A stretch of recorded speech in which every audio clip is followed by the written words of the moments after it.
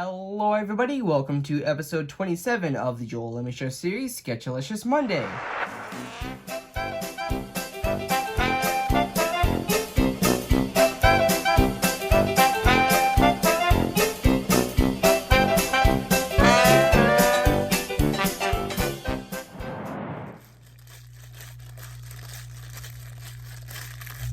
Hey, you there! I want to remind everybody that if you end up liking this video, please consider subscribing. It's free, and you can always change your mind. And right now, YouTube says that over 90% of people that watch my videos aren't subscribed, so it would really help, and with that...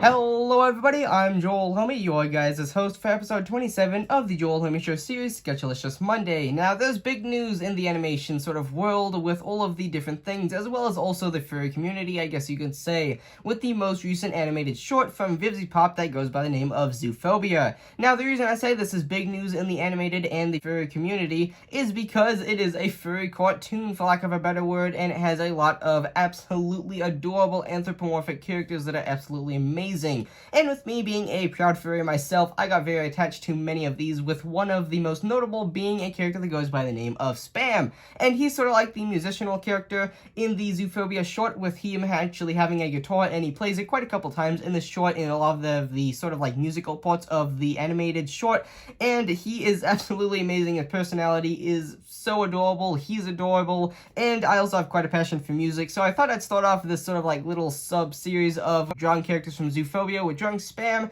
and since he was my favorite. I meant to actually get these sort of videos out actually 2 weeks ago when ZooPhobia was actually initially released to the public, but I decided that it'd be an absolutely great idea to take a break right as the ZooPhobia short came out. Of course, I'm being sarcastic. So I wasn't actually able to do this for the last 2 weeks due to me taking a break. And, well, now I actually have the chance to do it, so I'm going to take up that opportunity, even well, it's kind of news that's sort of died down a bit. And to show appreciation for how much I absolutely loved ZooPhobia, I thought I'd do the same thing that I did when Hazbin Hotel and Hell of a Boss came out. I thought I'd actually draw a character from the series, among many others, but today's episode I'll actually be drawing Spam. So with the two reference photos that I have here in front of me, as well as my absolutely amazing imagination, I'll be drawing out Spam with all of these combined in the form of a time-lapse speed draw for you guys to actually see the process of how I'm drawing him out. So with that being said, enough of me talking, let's go ahead and get into a time-lapse speed draw and see how Spam turns out in the end.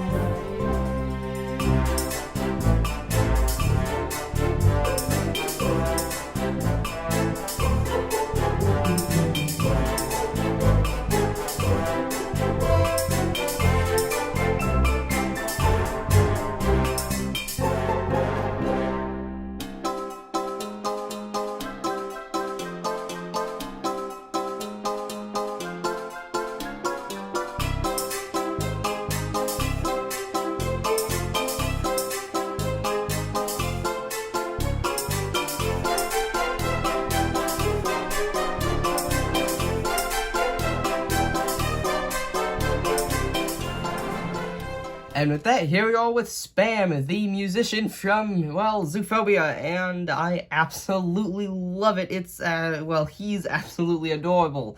Well, even while the actual production team drew him much better by a far, I am honestly surprised that it turned out this good.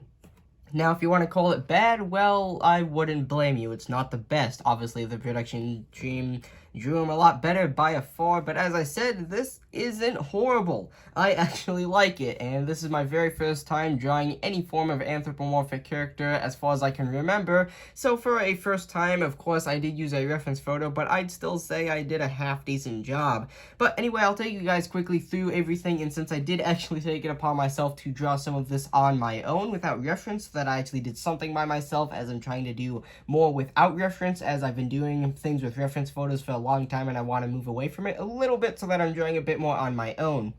But anyway, starting at his ears, as you can see, they both come up at the top here, like, well, ears do on animals. And then this one is actually exposed a lot more, as this one is presumably behind his head. And then this one is actually a lot more exposed coming around the side of his head, as he would presumably be turned towards sort of like the left or the right, I believe. Actually, if you were standing in his position, he'd be turning towards the left a little bit with his head, so this ear is a bit more exposed with a bit of a floofage going on, if that's a word. And then you've got his two eyes, which they're not the best. I'm bad with eyes and hands, but particularly these ones didn't come out horribly, but you can see that there are still erase marks around them because I did have to redraw them a couple times, and I kept them the way they are because I'm afraid that if I redrew them too many times, I would have blown through the paper and not been able to draw them any more times, and that would have looked a lot worse than this does. And then you've got his two eyebrows above there, sort of just floating above his head in classic toon style, and then you've got some little 3 dots right above his head as the ones on his waist and his tail do. And then you've got his absolutely adorable little nose there,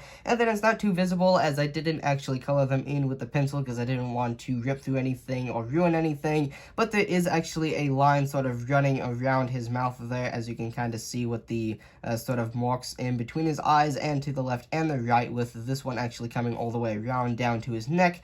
But there, his mouth is actually sort of open, which in the reference photo that I used, his mouth was actually closed, and I just found a sort of like a still from the actual short itself so that I could actually get to see what his teeth look like, and I actually drew out his teeth there, and then his tongue sitting below that, and then right above that, as I just said earlier, is his nose, and then moving down in, or on his torso rather, of course, like usual, you have his two arms with the little stripes going down the sides, more floofage, all kinds of cute stuff, and then you've got his two hands. This is sort of like in the pose where he's actually holding his guitar, which is one of the sort of more popular stills that I found while searching him on Google, but either way, I found a picture without him actually holding the guitar but in the same pose, which I really did find really useful for actually drawing his waist area here, which actually is blocked by the guitar, and I couldn't find a still without it other than the one that I found that deliberately had the guitar removed. And then moving down, you've got his legs with some more of those dots on the waist and some more of the stripes down in the middle of the legs as well.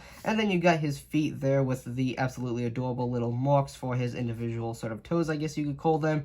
And then his absolutely enormous tail, which comes all the way out here. That's probably in real life probably a couple feet away from his hand, well, however they measure it in the ZooPhobia world. And then going down here, you got another stripe with some more of those dots, and then this connects going up and then connecting, well, where presumably where his tailbone would be, but, well, obviously, he doesn't have a tailbone, he has a tail, you know, like animals do. But yeah, anyway, and then I didn't really show it earlier, but you do have some more floofage over here. It sort of blends in with his eyebrow on the left side, as I did actually draw these in this position on myself, and I actually used sort of like a older sort of expression sheet that I drew out for myself when I was trying to make characters, and I tried my very best to draw these without the actual reference because my version is actually slightly different than the reference photos that I found. But either way, I am absolutely amazed with how this came out. It undoubtedly is not the best.